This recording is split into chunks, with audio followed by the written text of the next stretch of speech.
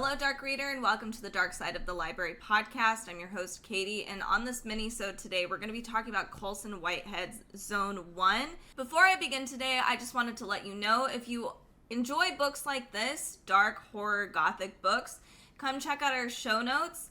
We have a ton of books that we go through every Wednesday, sometimes Fridays, every single month, and we curate them for you, some brand new books that are being released in that sort of genre. Just so you're aware, the show notes do have affiliate links, and they do help with our podcast and keep it going. You can also view us on YouTube. You can join our social media accounts on Instagram and Facebook at Dark Side of the Library. We'd love to see you there, continue the conversation. So let's get into it. I've been trying to start reading some books just in general, older novels, things that I have missed. And I wanted to start reading books from authors I've heard about, but for some reason I just haven't taken the time. Like, a lot of authors don't have TikTok, and a lot of people are doing like the popular TikTok books or the Bookstagram books. So I've been trying to go back a little bit and find some books that I want. It is also Black History Month, and I have been trying to celebrate more Black authors by reading some of their works, like Tanana Reeve-Dew, Colson Whitehead, Octavia Butler, so many amazing authors. That just is like the tiniest surface there. So, of course, I had to check out this zombie book by Colson Whitehead first. Let me begin by sharing with you the summary of this book, and then we're going to talk about Colson Whitehead a little bit, and then my thoughts on the book. Just an FYI, I gave this book probably about a high 3, and I think I might be a little bit of an outlier. This book is going to be... Some people are not necessarily going to like this book, and some people are going to love this book. I think we have a bit of a division here, but not to an extreme, if that makes sense. It's kind of like some people are going to be like, I'll explain more why I rated it the way I did a little later. But first, let me share with you the summary so that maybe you'll be interested in the novel too. So what it says on Amazon is that this is a post-apocalyptic horror novel. A pandemic has devastated the planet, and the plague has basically sorted humanity into two very broad types. We have the infected and the non-infected, of course.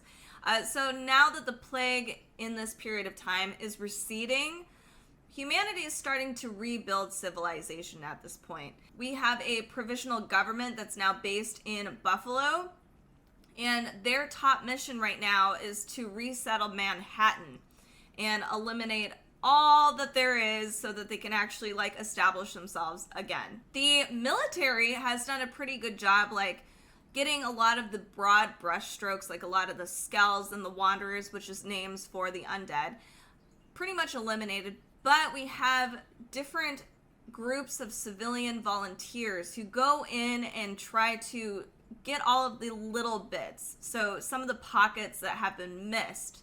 And that includes our protagonist in this book, Mark Spitz. Some of these zombies are called wanderers, and these technical zombies are kind of in a catatonic state. They tend to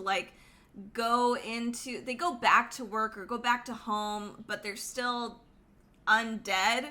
But that's just kind of what they are, versus skells are more of the aggressive zombies that you see, in pop culture for the most part. So wanderers tend to just be in those little pockets. So Mark Spitz and his little unit go out and they find these groups to kind of exterminate them. So not only is Mark Spitz a volunteer going through Lower Manhattan to do all of this work, he goes in and out of different timelines. So he has a lot of flashbacks from the past, previous, before the plague, or even coming to after the plague, the beginning of the plague.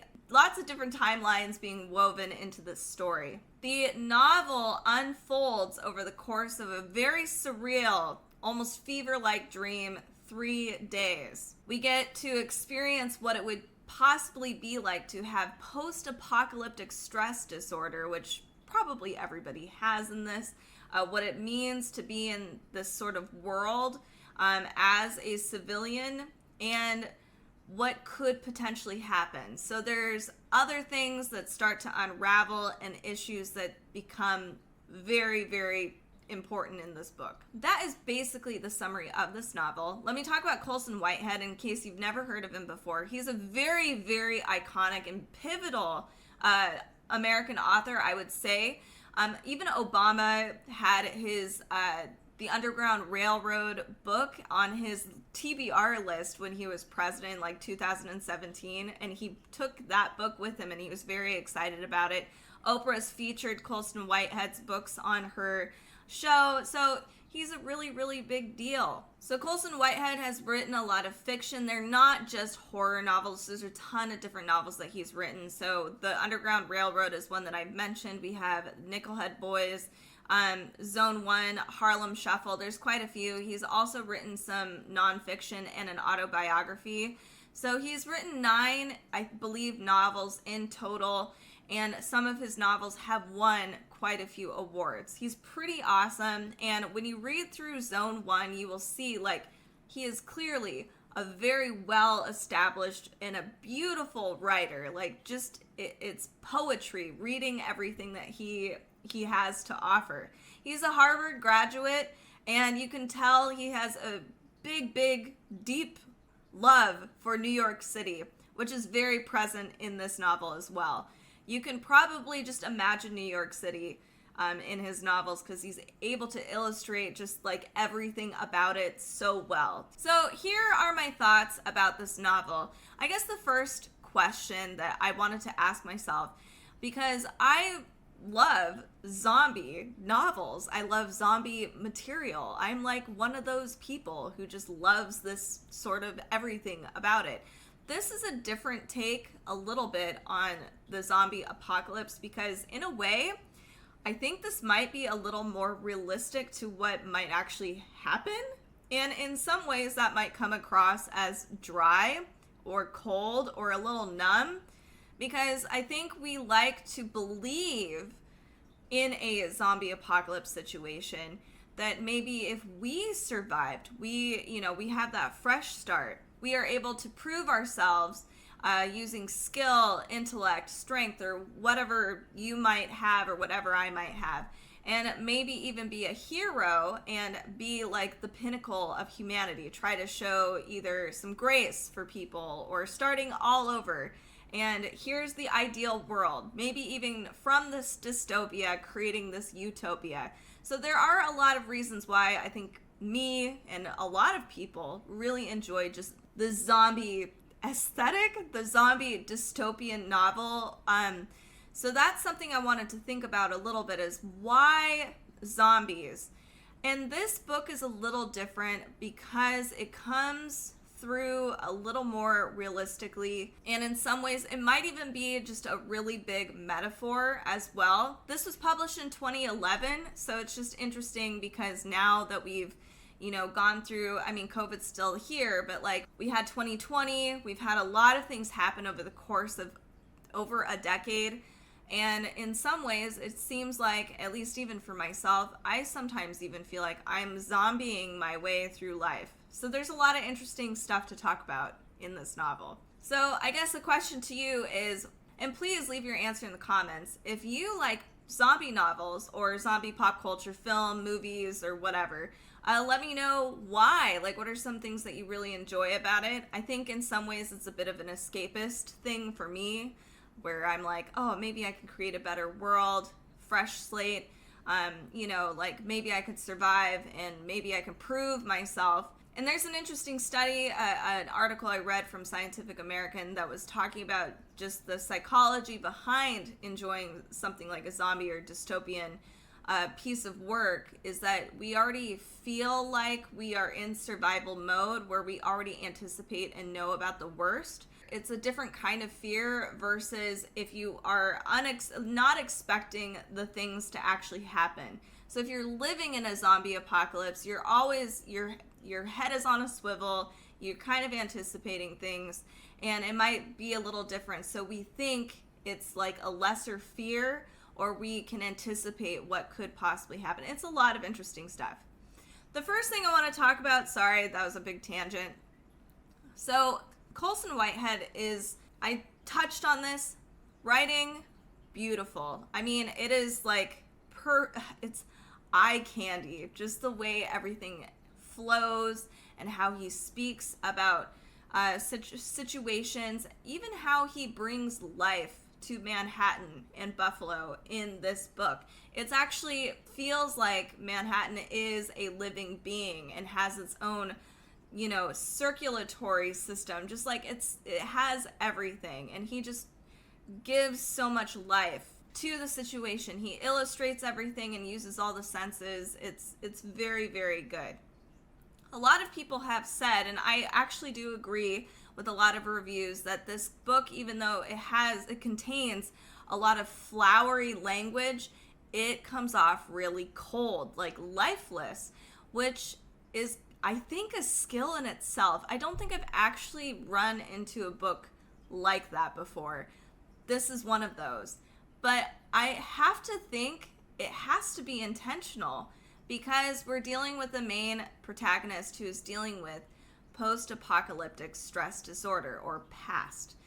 So we get an illustration of this because everything feels like a fever dream. It's very easy to get lost in the novel because Mark Spitz, our protagonist, will go from a present day situation and he starts to sink into a past experience, and then he comes back to like a sort of minor past experience. Then he's here at the problem at hand, and then he goes off to maybe some future thinking, but not quite.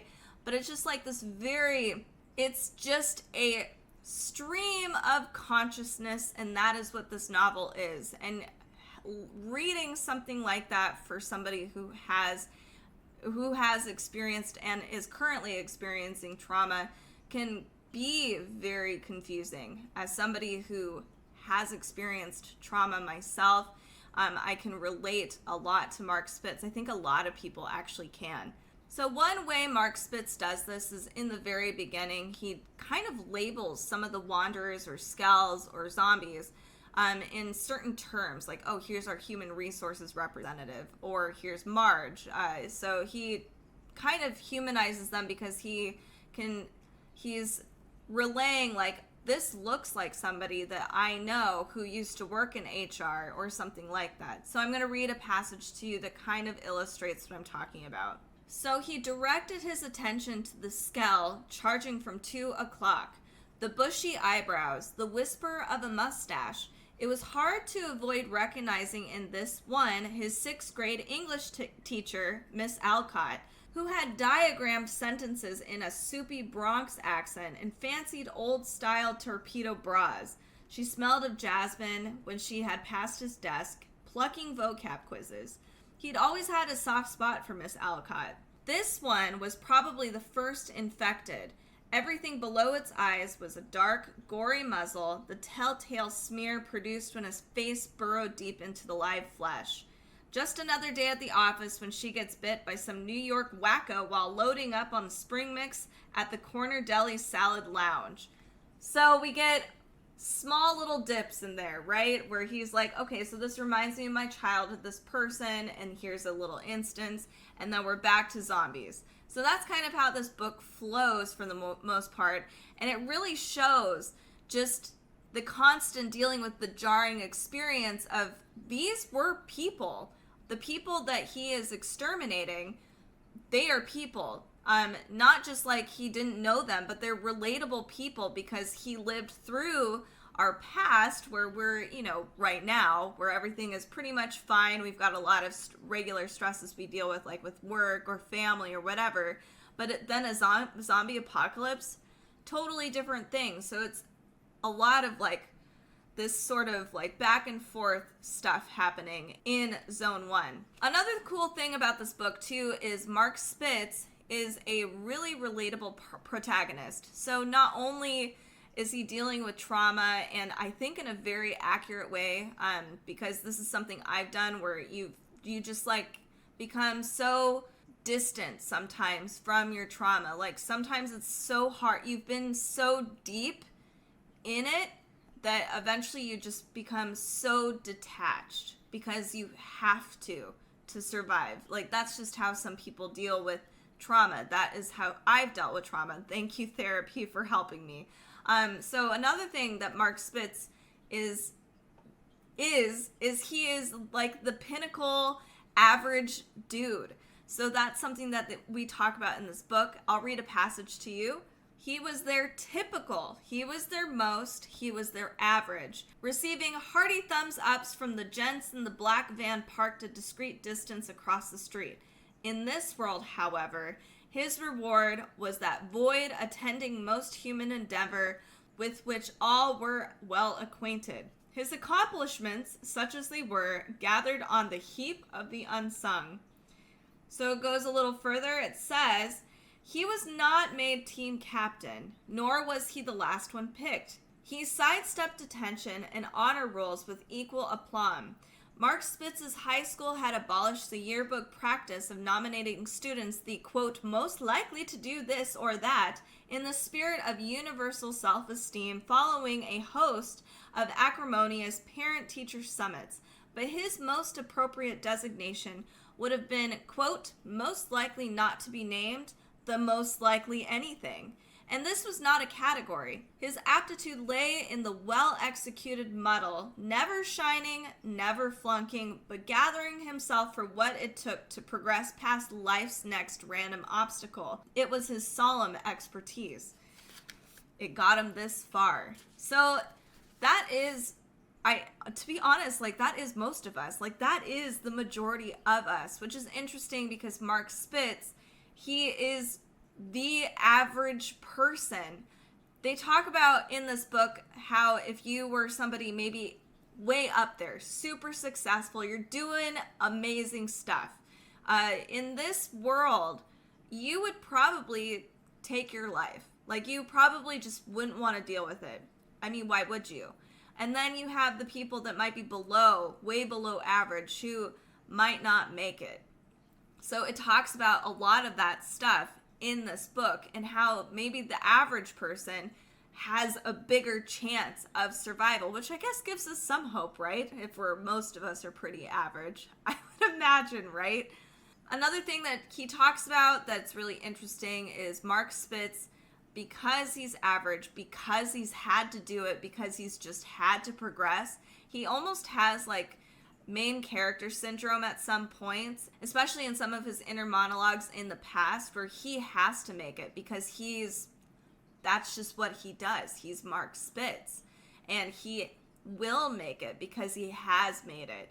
It's really interesting to dive into that because I imagine, for me at least, in a situation like this, I would have that mindset. You know, I have to make it. You know, you don't want to think about not making it. You just have to make it. Or you think, like, I've made it this far. It's already been some of the worst it could possibly be. I've got to make it. In some aspects, that's how this book kind of progresses and kind of ends, is that we have to keep going forward and just got to make it. And in some ways, that seems really cold. You know, you're not super ecstatic. You don't get really pumped about stuff. You know, things just don't faze you as much as maybe they would in a world like this one. So I think the tone here is understandable as far as like how it's a little cold, numbing, where it's like, I just have to make it. And you don't want to get too invested, but you also don't want to be too nihilist about it. Like we're going to die anyway. So, cause you probably wouldn't make it, right? You don't want to have all of these high expectations or high necessarily goals. Like literally the goal is just to progress. So that's why I think Zone 1 is a really good read. Some of the cons that I have with this book is it is a little slow. It does drag along and it is really easy to get lost in Mark Spitz's train of thought. And it's hard because in some ways we can relate to Mark Spitz. But because of dealing with the trauma and dissociating so much, we don't necessarily get the depth of hurt that he has experienced in the past, nor do we get to experience the care he might have for his fellow comrades, because they are going in little private tiny units together through the city. And even as he's traveling the city that Mark Spitz loves and has idolized forever, we get just the beauty, the like how fantastical it is, even just some of the nitty-gritty bits of just New York and Manhattan. But I never really felt or understood Mark Spitz's love aside from nostalgia, aside from like, I once really had this dream, but he's not invested in it anymore. It is what it is. So those are some of my issues with this book. That's why I didn't rate it any higher. But reading this book has been a really good experience. It was a really cool zombie novel. It's a little different from the ones that I've read before. We don't have like the stereotypical hero. Like, I personally love Walking Dead, the comic series with Rick Grimes. Rick Grimes is that hero that we all want to be. And we would all love to aspire to be a character like Rick Grimes in a situation like this. But I think, honestly, at least I know even for me, I might fall into the Mark Spitz category. So I really enjoy this. If you enjoy zombie fix like I do, check out Zone 1. Let me know what you think in the comments down below. I'd love to hear from you. Let's have a conversation. And join us on our other socials at Dark Side of the Library on Instagram and Facebook. If you are listening on the podcast, go over to YouTube. You can see my face. If you are watching on YouTube, you can subscribe to our podcast channel on any of your favorite listening apps so you can hang out with us while you're driving your car or working out or something. Make sure to tune in every Wednesday and Friday for new episodes. We do tend to curate a ton of new books every single month, so join us for that and check out our show notes. Thanks so much for tuning in today. It means so much to us. Have a creep-tastic week, and we will see you in the next episode.